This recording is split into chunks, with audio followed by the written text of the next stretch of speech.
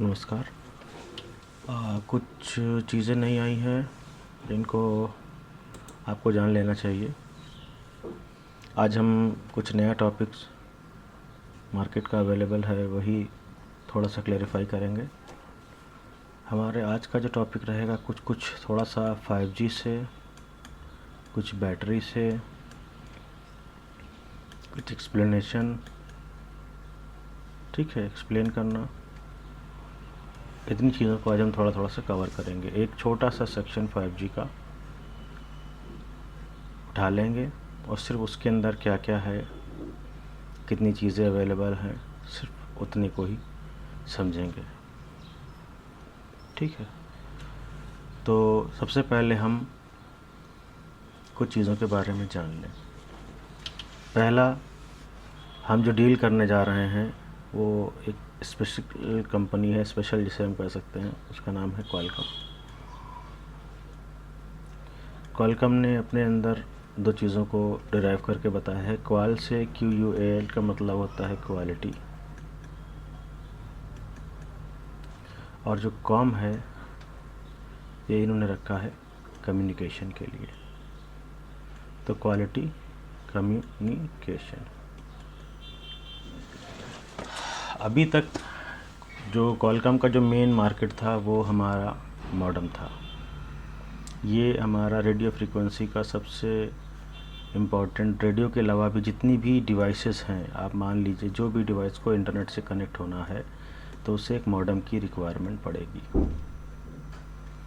ठीक है, अब ये वायरलेस में डील कर रहा हो चाहे वायर्ड हो। वायर्ड में जिसको नहीं याद है वो समझ ले कि आज से कुछ समय पहले ADSL था, DSL था, डायल अप नेटवर्किंग थी,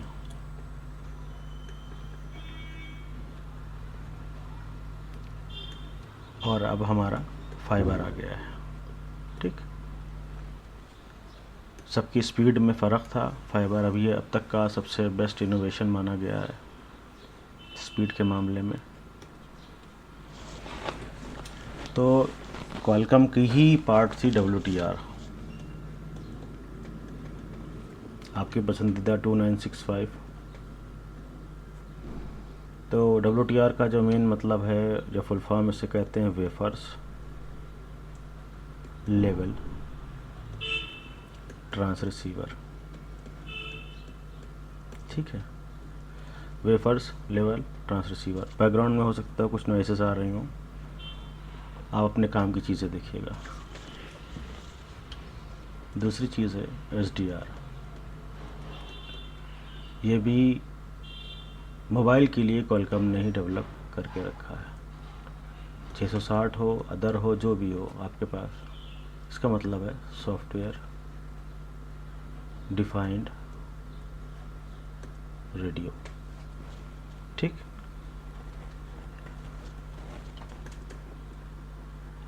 हम बेसिकली इतना जान लें कि जब कभी किसी डिवाइस में नई फ्रीक्वेंसीज़ को ऐड किया जाता है तो हमें हार्डवेयर पे भी काम करना पड़ता है। ठीक है, हार्डवेयर मस्ट बी चेंज। तो कब तक करेंगे, कहाँ तक करेंगे, कितना करेंगे? और एक मोबाइल में जब आप इतनी फ्रीक्वेंसीज़ को जोड़ते रहेंगे तो वो मदरबोर्ड कितनी बड़ी तैयार हो जाएगी।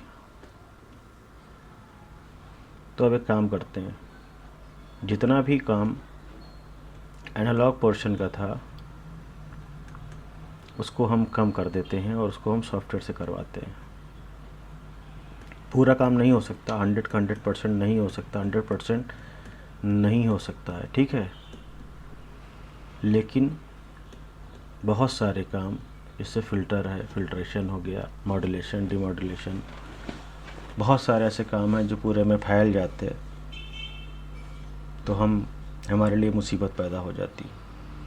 यानी अगर हमें, जो पुराने लोग हैं जिन्होंने घर में टीवी रखी है, उनको अगर ये बात ध्यान होगी तो सिर्फ 2 ही टीवी चैनल थे, DD और मेट्रो। फिर केबल आ गया।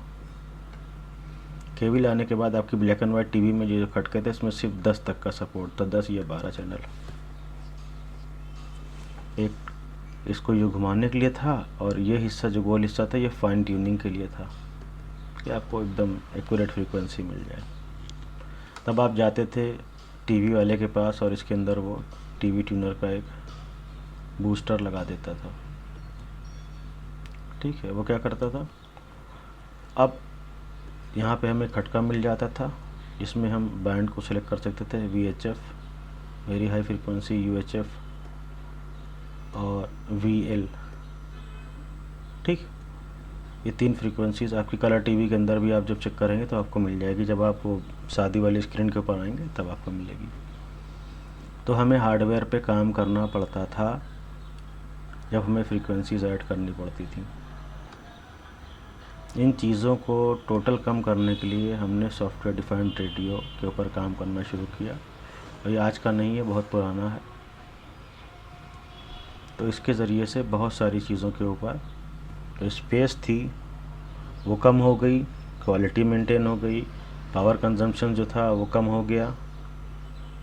अब क्योंकि ये सॉफ्टवेयर है तो इससे में जो फॉल्ट आएंगी वो ज़्यादातर सॉफ्टवेयर रिलेटेड ही आने वाली हैं, या इसका हार्डवेयर ऐसा होगा जो सॉफ्टवेयर पे जाकर सीधे इफेक्ट कर देगा।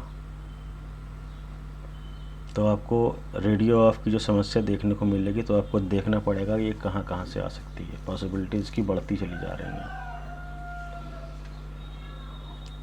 अब हम WTR और SDR में इतना थोड़ा थोड़ा सा समझ गए।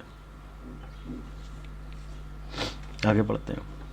तो जो हमारे स्पेक्ट्रम यानी जो हमें फ्रीक्वेंसीज़ अलाउड थी वो पहले तो काम इतने में चला जा रहा था। इसमें हमारी टीवी, AM FM, ठीक है, मोबाइल की, लेकिन अब डिवाइसेस बढ़ने लगी थी। तो क्या हो रहा था, यहाँ पे बहुत ज़्यादा फ्रीक्वेंसीज़ डिस्टर्ब एक दूसरे को करने लगी थी। तो उसमें हमारे पास कुछ एरर्स आने लगे थे। पहला, लेटेंसी कम हो रही थी, यानी स्पीड। अब जो PUBG खेलते हैं उनको लेटेंसी के बारे में पता है कि पिंग अगर बढ़ जाएगी तो क्या होगा। दूसरी चीज़ ये है, स्पीड पे इशू आ रहा था। तो रिक्वेस्ट की गई कि गवर्नमेंट से कि हमें कुछ और फ्री स्पेक्ट्रम को प्रोवाइड करा दी जाए। तो इतना तक तो हमारे पास था, इतना हमें और अवेलेबल हो गया। ठीक, तो यहाँ से यहाँ तक शिफ्ट करा जाए। अब ये जब स्पेक्ट्रम बढ़ गया तो हमारे पास बैंड हमारे बढ़ गए। जब बैंड बढ़े तो हमारे लिए एक यह वर्ड इस्तेमाल किया गया, NB न्यू बैंड। ठीक है, और NR न्यू रेडियो। ठीक, दो चीज़ें आपके सामने आ गई। अब इन बैंड से हमने डीलिंग्स करने लगे। वो ये था कि हमारे पास एक नई चीज़ का सामने आई, MM वेव, मिलीमीटर वेव। ये 5G के लिए स्पेसिफिक थी। इसके बारे में पूरा एक अलग क्लास हो सकती है और समय मिलेगा तो बिल्कुल होगी। अभी जल्दी जल्दी आपको बताते चलते हैं। तो थोड़ा थोड़ा सा कुछ टॉपिक मैं आपको क्लियर करा चला जा रहा हूँ। आपके सामने अक्सर एक लाइन में, वोल्टेज की लाइन में RCM करके एक वर्ड आएगा। हमारा आज का जो सब्जेक्ट है फ़ोन, वो ये है MI का 10T Pro। ठीक, 10T 10T Pro आप ले लीजिए, कोई भी 5G फ़ोन ले लीजिए जो लेटेस्ट क्वालकॉम बेस्ड हो। ठीक है, तो RCM का मतलब है रिवर्स करंट मोड। मतलब जो सप्लाई जा रही है, अगर इसमें कोई सप्लाई वापस आई तो ये वापस नहीं लेगी और इसको ब्लॉक कर देगी। इससे क्या होगा, कंजम्पशंस कम हो जाएगा। ठीक है, कलर अगर ना समझ में आ रहे हो तो मैं दूसरा कलर चेंज किए दे रहा हूँ। इतना नोट डाउन आप कर लीजिएगा। दूसरी चीज़ आपके सामने क्या आएगी, QLN। ये आपकी क्वालकॉम का लो नॉइज़, ठीक, क्वालकॉम लो नॉइज़। ये आपका मेन काम क्या कर रहा है, सेलुलर के लिए है, यानी फ़ोन के लिए, कॉलिंग के लिए, ठीक है। सेल्यूलर, वो स्पेलिंग सही कर दें।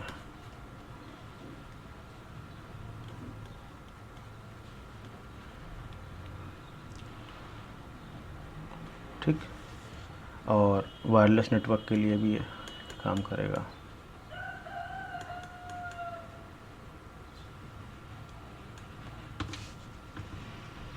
आगे बढ़ते हैं। IoT डिवाइस लिख के आएगा, इसका मतलब होता है इंटरनेट ऑफ थिंग्स, चीज़ों का इंटरनेट। यानी कि एक इंडस्ट्री है, उस इंडस्ट्री में ऑटोमेटिक आपके रोबोट्स हैं, फायर सेंसर है, ह्यूमिडिटी सेंसर है, रेन सेंसर हो सकता है, खेतों में लगा हुआ बहुत तरीके के sensor, light sensor, proximity sensor, ज़लज़ले का जो भूकंप आता है उसका सेंसर। तो ये सारे के सारे इंटरनेट से कनेक्ट होंगे, और इस तरीके से एक बहुत बड़ा। और कभी कभी इसमें एक चीज़ और आ जाएगी, मैं बता दे रहा हूँ, ऑफ ग्रिड और ऑन ग्रिड, ठीक। ग्रिड का मतलब है किसी सप्लाई से जुड़े होना या किसी कनेक्शन से जुड़े, नहीं बिजली है, ऐसे करके आपके खंभे आ रहे हैं, और आपके यहाँ सोलर पैनल भी है, ये आपका घर है। एक्सप्लेनेशन कहीं और की है, लेकिन समझ में आपके आ जाएगी। तो जब आप इससे बिजली ले रहे हैं तो आप ऑन ग्रिड हैं, और ख़ाली इससे ले रहे हैं तो आप ऑफ ग्रिड हैं।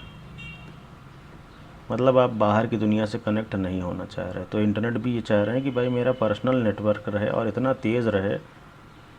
मशीनों में अगर हम तारों के ज़रिए से कम्युनिकेशन करेंगे, नेटवर्किंग तो पहले की ही जाती थी, ऐसा नहीं कि नेटवर्किंग कोई बड़ी चीज़ है, की जाती ही थी, लेकिन वायर्ड के ज़रिए की जाती, अब वायरलेसली की जा रही है।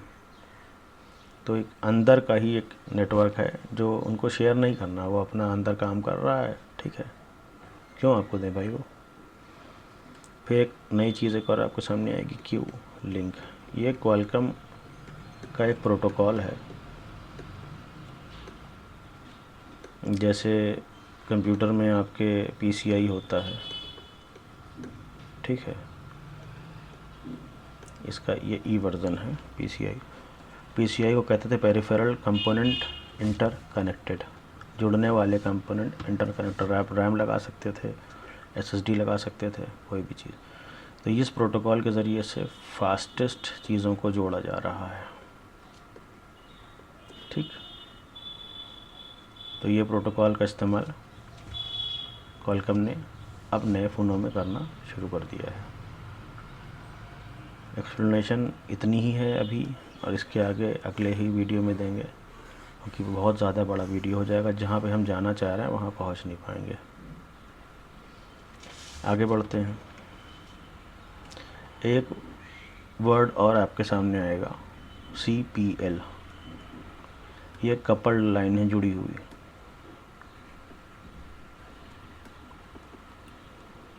ठीक है। और इनमें रेजिस्टेंस का इस्तेमाल किया जा सकता है। ये जो प्रतिरोध होता है, इम्पीडेंस को मैच करने के लिए होता है कि जितना रुकावट आ रही है, यानी कि बराबर का ज़ोर हो जाए, इधर का भी उधर का भी मैच कर जाए, इनपुट में भी होगा और आउटपुट में भी होगा।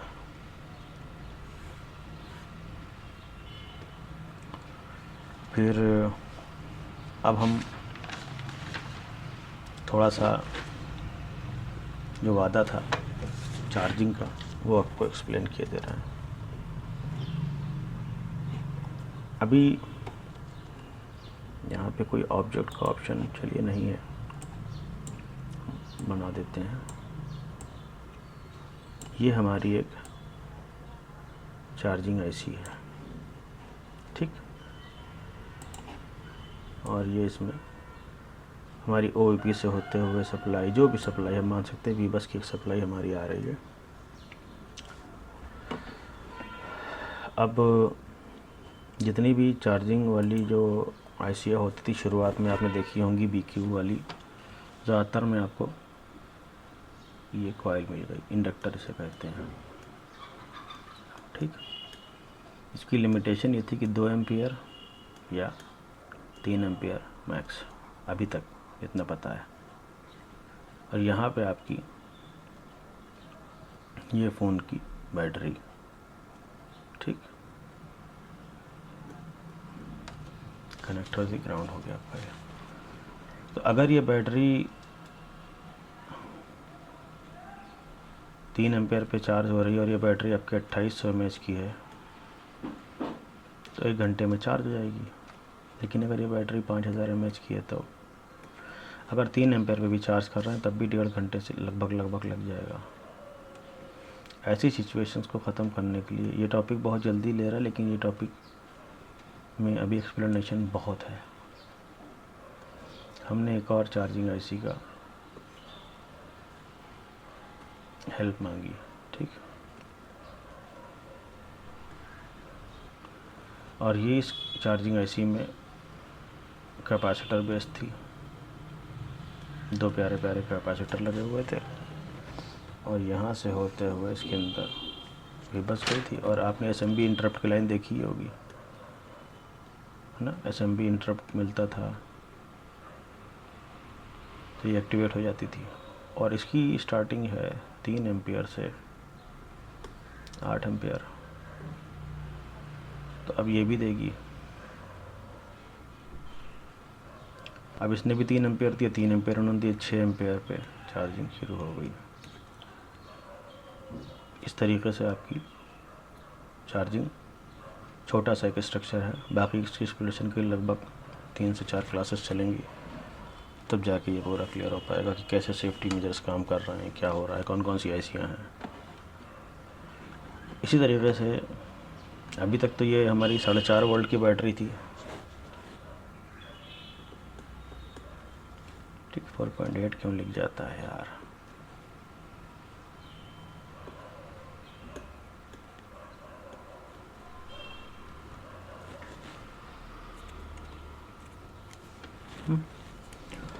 अब हमारे पास एक और बैटरी आ गई, OnePlus सीरीज़ में आपने देखी होगी,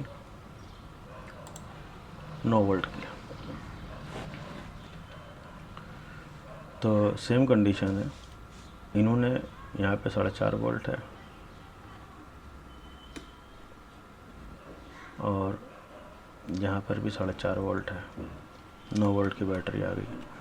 हो क्या रहा है कि 2 सेल हैं, ठीक,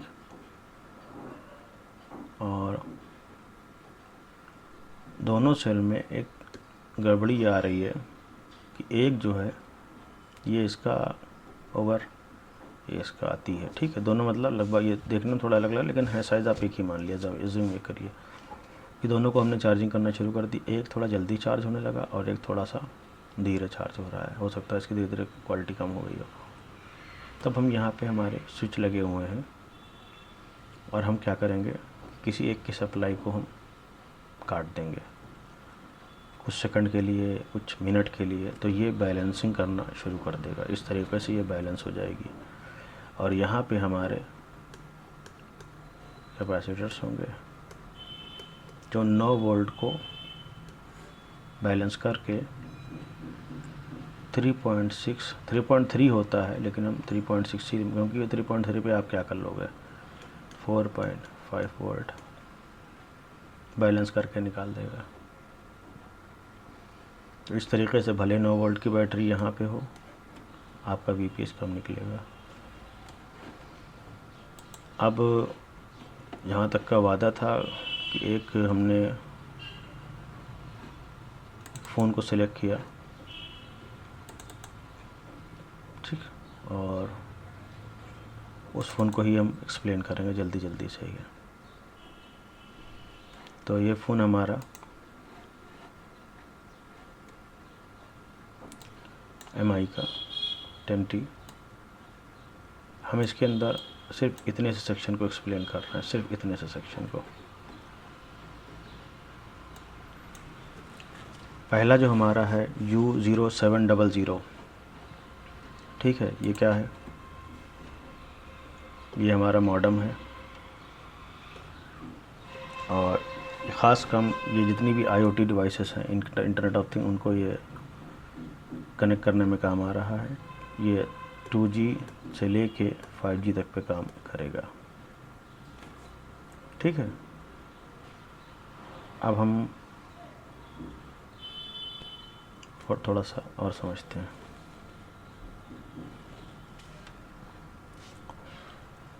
ये GPS भी इसके अंदर बिल्ट है और ब्लूटूथ भी है, PT भी है एंड GPS भी है। और इसमें ही इसी के ज़रिए आपको OTA अपडेट्स मिलते हैं। ओवर द एयर जितने भी अपडेट्स आते हैं इसी के ज़रिए आते हैं, ठीक। अब हम थोड़ा सा दूसरी चीज़ को, क्योंकि वीडियो बहुत लंबा हो जाएगा, यहाँ पे हमारी लिखी हुई FL0702, इसका ओरिजिनल नेम है DEA162300HT। ये हमारा सिरेमिक फ़िल्टर है और यही हमारा वायरलेस लोकल एरिया नेटवर्क जो आपका है, और ब्लूटूथ को और सेलुलर को, तीनों को फ़िल्टर कर रहा है। BT, सेलुलर और लैन। इसकी जो रेंज है वो 300 किलोहर्ट्ज़ की रेंज है और ये काम कर रहा है 162.4 मेगाहर्ट्ज़ पे। तो आप इसको निकाल के फेंक नहीं सकते हैं क्योंकि ये डेंजर चीज़ है। दूसरी चीज़ हमारा ये, हम U1001 को पहले ड्राइव कर देते हैं। U1001 यहाँ पे देखिएगा,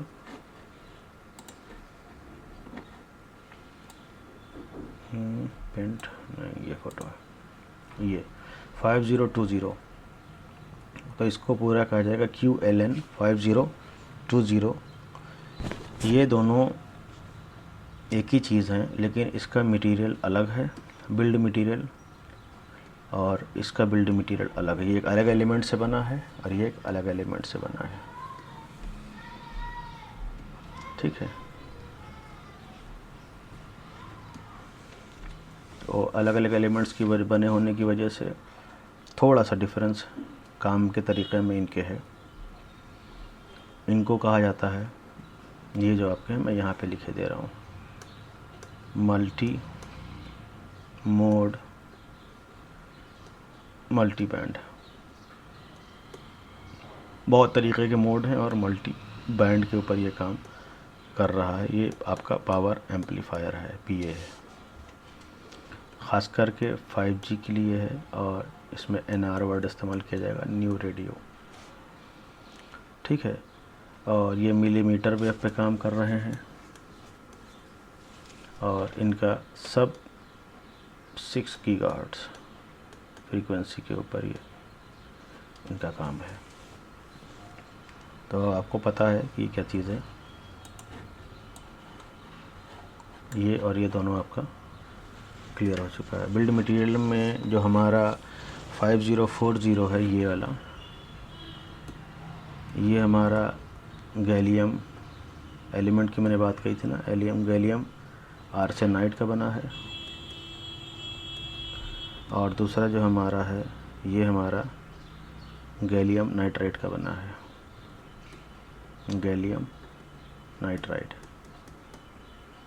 ज़रूरत नहीं थी लेकिन छुपाने से कोई मतलब नहीं बनता।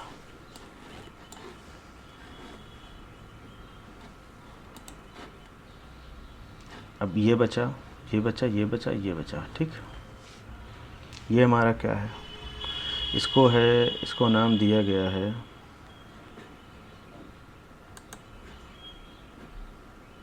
CR0701, ठीक। CR0701 ये हमारा क्या है, यहाँ पे देख लीजिए, ये हमारा एक है ESD, electrostatic discharge. ESD electrostatic discharge को संभालता है, यानी किसी अगर इस लाइन के अंदर स्टैटिक इलेक्ट्रिसिटी आ गई स्टैटिक चार्ज बन गया। स्टैटिक चार्ज का मतलब बैडमिंटन देखा होगा, बैडमिंटन में चट चट करके जो निकलता है ना, वो स्टैटिक इलेक्ट्रिसिटी है। घर में जो गैस का लाइटर है जिससे आप चूल्हा मम्मी गैस ऑन करती हैं, वो भी स्टैटिक इलेक्ट्रिसिटी है। अक्सर आप जो जब ऊनी कपड़े पहन लीजिए तो आपको स्टैटिक चार्ज एक तरह की छू लीजिए किसी चीज़ को तो करंट लगता है। तो स्टैटिक इलेक्ट्रिसिटी में ये होता है कि ये बहुत ही ज़्यादा इसमें वोल्टेज होता है और ये वोल्टेज नुकसान कर सकता है डिवाइस को, तो ये उसको ग्राउंड कर देता है। ठीक है, सेफ्टी मेजर्स के लिए काम कर रहा है। कहाँ कहाँ पे लगा होगा ये आपको मिलेगा आपको बैटरी की लाइन के ऊपर, यानी VPH भी मान लीजिए, VBAD भी मान लीजिए, और ऑडियो सेक्शन में और CPU के साथ भी मिल जाएगा GPIO के पिनों में, कि ऐसा ना हो कि CPU तक कोई स्टैटिक डिस्चार्ज पहुंच जाए। तो यहाँ पे जो बैडमिंटन की बात हो रही थी, ये वो वाला बैडमिंटन है जिससे हम मच्छर मारते हैं। ठीक है, स्टैटिक वाला, इसे रैकेट भी लोग कहते हैं। अब हमारे पास दो चीज़ें कॉमन है, मिलती जुलती, उन पे बात करनी है। ये और ये कुछ कॉमन है, ये और ये कुछ कॉमन है। तो हमारे सामने जो यहाँ पे आ रही है FL0 600, यहाँ पे देखिए FL0 600, ये हमारा लो पास फिल्टर है। ठीक है, ये हमारा लो पास फिल्टर है।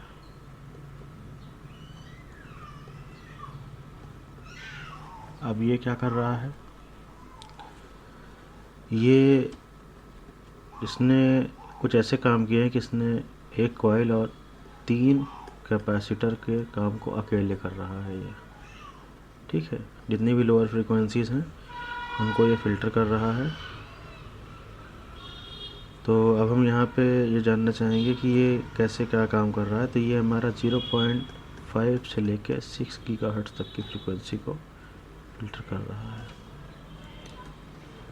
आगे इसी चीज़ को लेके हमारे पास एक और ये है। ठीक है, दूसरी हमारे पास FL0 302। ठीक है, ये हमारा लो पास फिल्टर था, ये तो हमारा हाई बैंड। ठीक है, ये हमारा हाई एंड लो बैंड दोनों को संभाल रहा है। और इसमें से हाई बैंड आ रहा है और लो बैंड आ रहा है, यहाँ तक पहुँचा। और इसमें कॉमन क्या है, ये सिर्फ और सिर्फ इसके अंदर कॉमन है एंटीना लाइन। ठीक है, तो ये हमारा जो पुराना वाला था, ये हमारा 0.5 से लेके 6 गीगाहर्ट्ज़ पर काम कर रहा था। ये हमारा काम कर रहा है 2.3 गीगाहर्ट्ज़ से लेके 2.4 गीगाहर्ट्ज़ तक पे। और दूसरा पार्ट इसका काम कर रहा है 2.4 गीगाहर्ट्ज़ से लेके 2.5 गीगाहर्ट्ज़ तक पे। ठीक है, तो ये दोनों हमारे एक्सप्लेंड हो गए। अब ये बचा और ये बचा, इसका नाम क्या है पहले ये देख लेते हैं ताकि कोई एक्सप्लेनेशन में गलती ना हो। S0307। ठीक है, S0307 स्कीमेटिक में इसका नाम है और कंपनी ने इसको नाम दिया है QM11122A